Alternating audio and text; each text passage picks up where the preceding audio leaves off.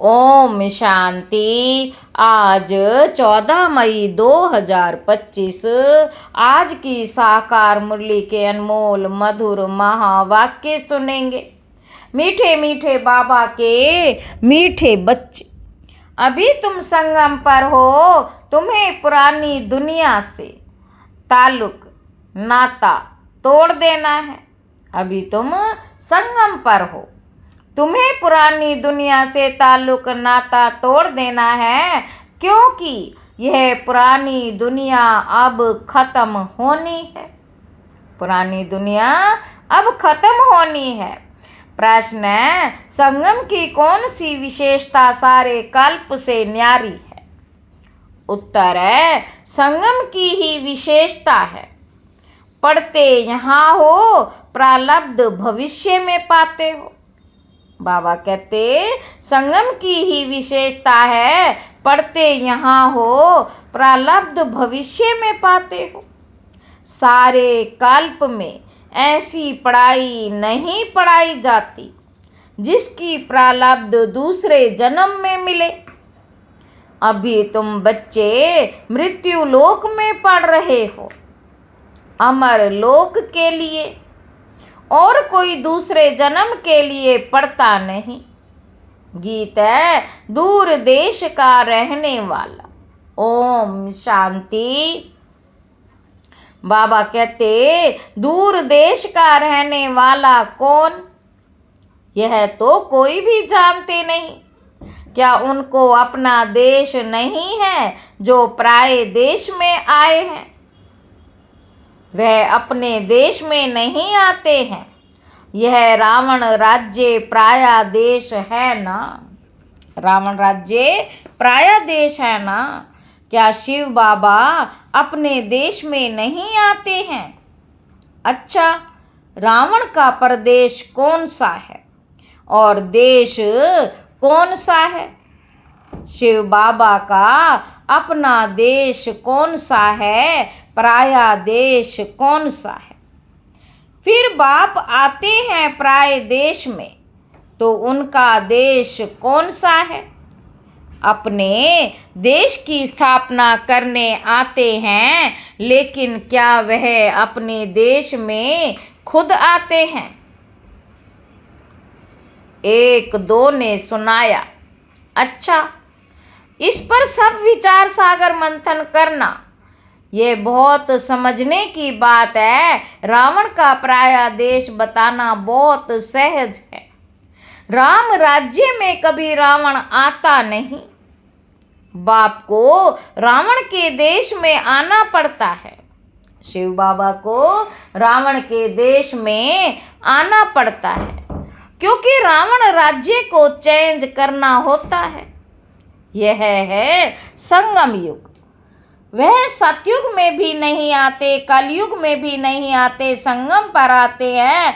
तो यह राम का देश है, रावण का देश है। इस किनारे राम का, उस किनारे रावण का संगम है ना। इस किनारे राम का, उस किनारे रावण का। यह राम का देश भी है, रावण का भी है। संगम है ना।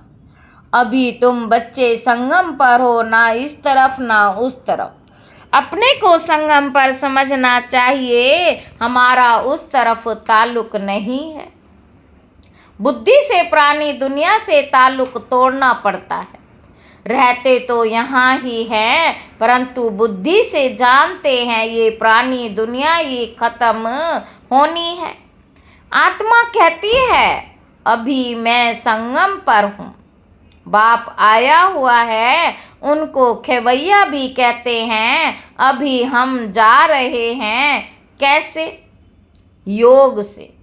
अभी हम जा रहे हैं, कैसे? योग से। योग के लिए भी ज्ञान है, ज्ञान के लिए भी ज्ञान है। योग के लिए समझाया जाता है अपने को आत्मा समझो, फिर बाप को याद करो, यह भी ज्ञान है ना। बाबा कहते ज्ञान अर्थार्थ समझानी। बाप मत देने आए हैं, कहते हैं अपने को आत्मा समझो, आत्मा ही 84 जन्म लेती है। बाप बच्चों को ही विस्तार से बैठ समझाते हैं। अभी ये रावण राज्य खत्म होना है।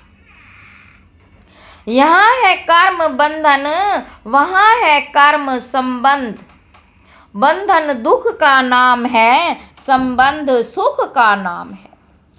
अब कर्म बंधन को तोड़ना है बुद्धि देवी। कर्म बंधन को तोड़ना है, बुद्धि में है इस समय, ब्राह्मण संबंध में है। बुद्धि में है, हम इस समय ब्राह्मण संबंध में हैं, फिर देवी संबंध में जाएंगे। ब्राह्मण संबंध का यह एक ही जन्म है, फिर 8 और 12 जन्म देवी संबंध में होंगे। यह ज्ञान बुद्धि में है। बाबा कहते इसलिए कलयुगी छीछी कर्म बंधन से जैसे ग्लानि करते हैं। इस दुनिया के कर्म बंधन में अभी रहना नहीं है, बुद्धि मिलती है। यह सब है आसुरी कर्म बंधन। हम भी गुप्त एक यात्रा पर हैं, ये बाप ने यात्रा सिखलाई है। फिर इस कर्म बंधन से न्यारे हो, हम कर्मातीत हो जाएंगे। यह कर्म बंधन अब टूटना ही है। हम बाप को याद करते हैं कि पवित्र बन चक्र को समझ चक्रवर्ती राजा बने। पढ़ रहे हैं, फिर उनका एम ऑब्जेक्ट प्रारब्ध भी चाहिए ना। तुम जानते हो हमको पढ़ाने वाला बेहद का बाप है। बेहद के बाप ने हमको 5000 वर्ष पहले पढ़ाया था। यह ड्रामा है ना।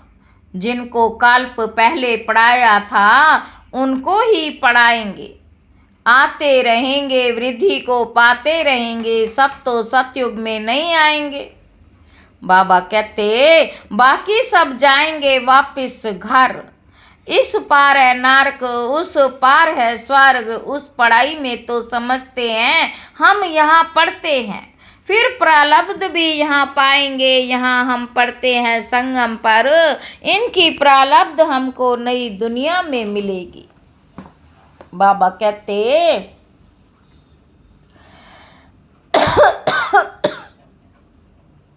हम पढ़ते हैं संगम पर, इनकी प्रारब्ध हमको नई दुनिया में मिलेगी। यह नई बात दुनिया में ऐसे कोई नहीं कहेंगे कि तुमको इसकी प्रारब्ध दूसरे जन्म में मिलेगी। इस जन्म में अगले जन्मों की प्रारब्ध मिलती है। इस जन्म में अगले जन्मों की प्रारब्ध पाना ये सिर्फ इस संगम पर ही होता है।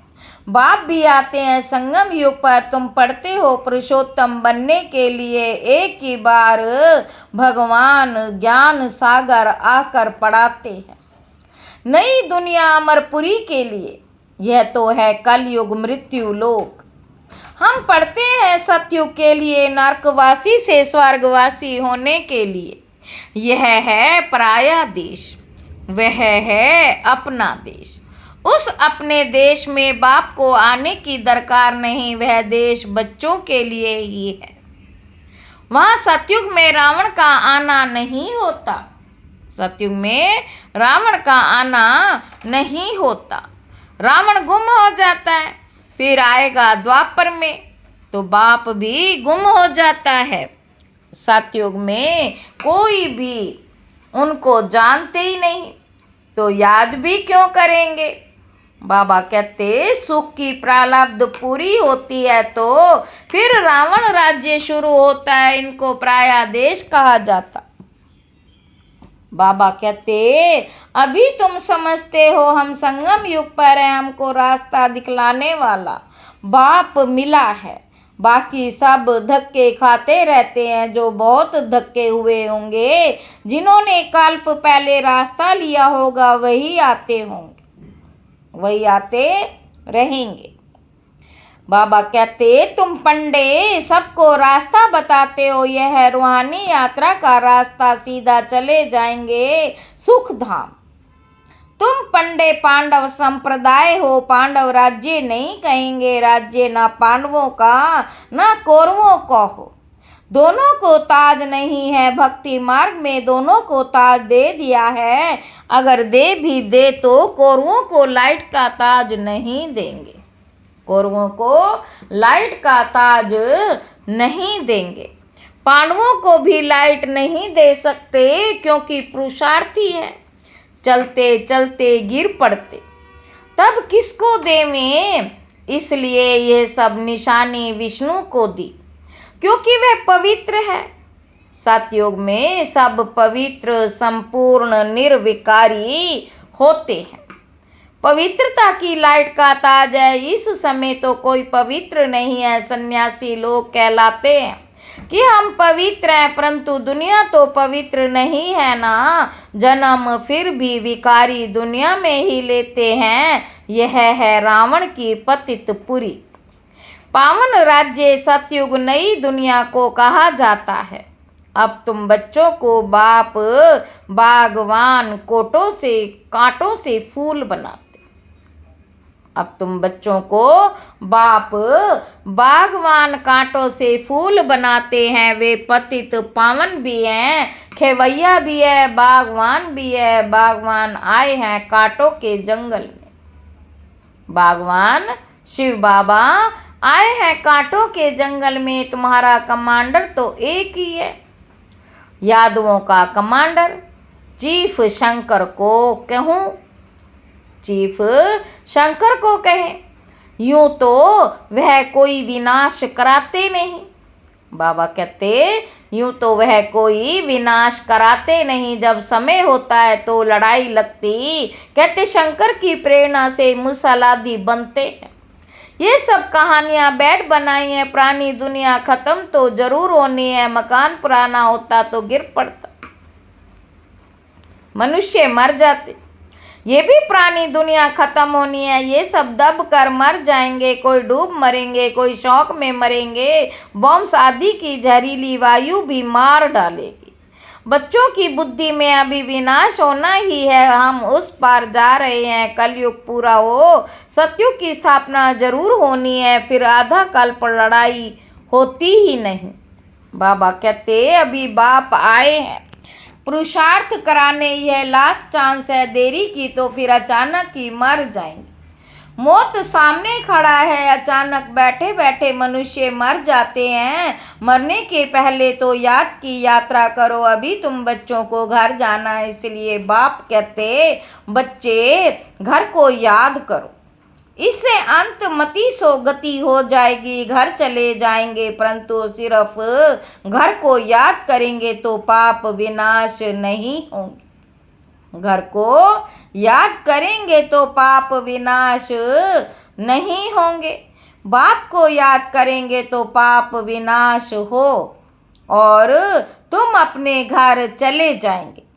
इसलिए बाप को याद करते रहो। अपना चार्ट रखो तो मालूम पड़ेगा सारे दिन में हमने क्या किया। 5-6 वर्ष की आयु से लेकर अपनी लाइफ में क्या क्या किया, वह भी याद रहता है। ऐसे भी नहीं सारा टाइम लिखना पड़ता है। ध्यान में रहता। बगीचे में बैठ बाबा को याद किया। बगीचे में बैठ बाबा को याद किया। दुकान पर कोई ग्राहक नहीं है। हम याद में बैठे रहे। अंदर में नोट रहेगा। अगर लिखना चाहते हो तो फिर डायरी रखनी पड़े। मूल बात है ही यह है, हम तमो प्रधान से सतो प्रधान कैसे बने। बाबा कहते हम तमो प्रधान से सतो प्रधान कैसे बने। पवित्र दुनिया के मालिक कैसे बने। पतित से पावन कैसे बने। बाप आकर ये नॉलेज देते हैं। ज्ञान का सागर बाप ही है। तुम अभी कहते हो बाबा हम आपके हैं। सदैव आपके ही है। सिर्फ भूल कर देह अभिमानी हो गए हैं। अभी आपने बताया है तो फिर हम देही अभिमानी बनते हैं। सतयुग में हम देही अभिमानी थे। खुशी से एक शरीर छोड़ दूसरा लेते। खुशी से एक शरीर छोड़ दूसरा लेते थे तो तुम बच्चों को ये सब धारणा कर फिर समझाने लायक बनना है तो बहुतों का कल्याण होगा। बाबा जानते ड्रामा अनुसार नंबरवार पुरुषार्थ अनुसार सर्विसेबल बन रहे। ड्रामा अनुसार पुरुषार्थ अनुसार सर्विसेबल बन रहे हैं। अच्छा, किसी को झाड़ आदि नहीं समझा सकते हो, भला ये तो सहज है ना। किसी को भी बोलो तुम अपने को आत्मा समझ बाप को याद करो, ये तो बिल्कुल सहज है। यह बाप ही कहते मुझे याद करो तो वे कर्म विनाश होंगे और कोई मनुष्य कह ना सके सिवाय तुम ब्राह्मणों के, और कोई ना आत्मा को ना परमात्मा को बाप जानते ऐसे ही सिर्फ कह देंगे तो किसी को तीर लगेगा नहीं। भगवान का रूप जानना पड़े, भगवान का रूप जानना पड़े। ये सब नाटक के एक्टर्स हैं, हर एक आत्मा शरीर के साथ एक्ट करती है। एक शरीर छोड़ दूसरा ले फिर पार्ट बजाती, वह एक्टर्स कपड़े बदली कर बिन बिन पार्ट बजाते।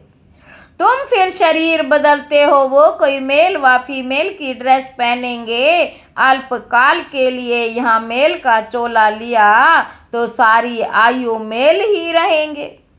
वह हद के ड्रामा, ये है बेहद का ड्रामा।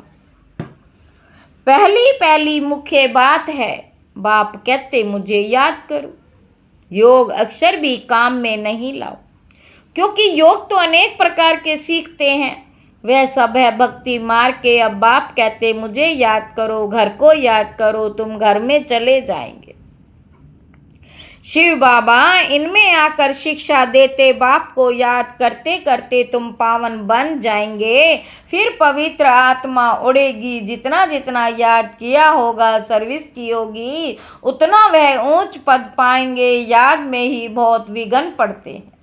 पावन नहीं बनेंगे तो फिर धर्मराजपुरी में सजाएं भी खानी पड़ेंगी, इज्जत भी जाएगी, पद भी भ्रष्ट होगा, पिछाड़ी में सब साक्षात्कार होंगे परंतु कुछ कर नहीं सकेंगे, साक्षात्कार कराएंगे। तुमको इतना समझाया फिर भी याद नहीं किया, पाप रह गए। तुमको इतना समझाया फिर भी याद नहीं किया, पाप रह गए।